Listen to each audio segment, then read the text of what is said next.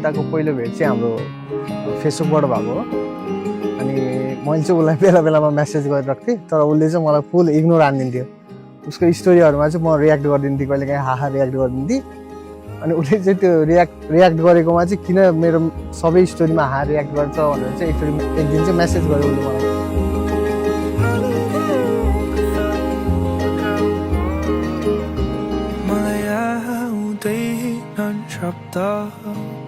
भनु तिमीलाई के मलाई आउँदैन गफलाउनु तिमीलाई के मलाई थाहा छैन कति कुरा। उहाँले चाहिँ होइन मेरो स्टोरीमा चाहिँ सधैँ हारियाक गर्नुहुन्थ्यो कि, अनि तर मलाई चाहिँ के लाग्थ्यो भने कस्तो अब अटेन्सन पाउनको लागि चाहिँ रियाक्ट गर्नु भएको होला जस्तो लाग्थ्यो होइन। अनि कति धेरै मेसेज गर्नुहुन्थ्यो कि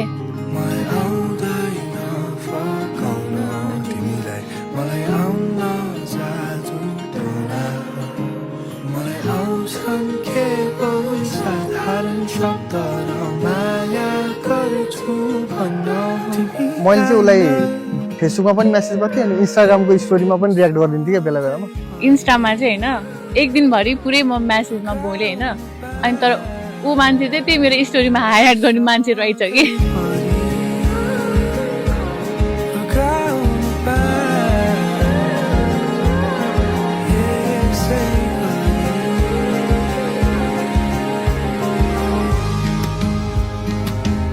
हामी चाहिँ अनि स्न्यापमा बोल्न थालेपछि चाहिँ बिस्तारै बिस्तारै अब एकअर्कासँग बोल्दै गयौँ। भेटौँ न त भनेर मैले जिस्केर भन्थेँ। अनि त्यसपछि उसले चाहिँ नि आउनु नि त ल भेट्न भनेर मलाई च्यालेन्जिङ हिसाबमा गर्यो। म चाहिँ अब केटा मान्छे त अलिकति जे पनि गरिदिन्छु भन्ने खालको इगोइस्टिक हुन्छ नि त।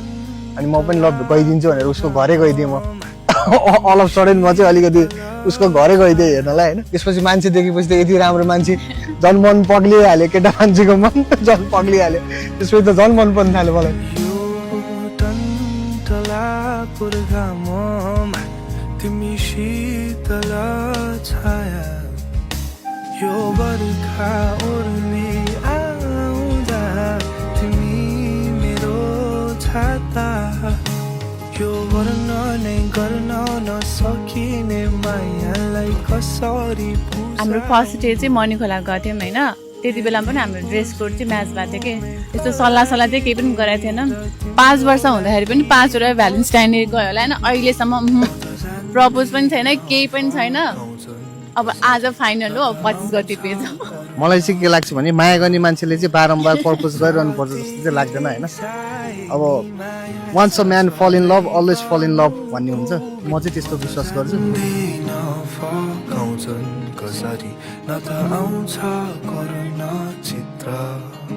तिमी जति रिसाइनी माया छ सदैव मुटुभित्र तिमीलाई नै सधैँभरि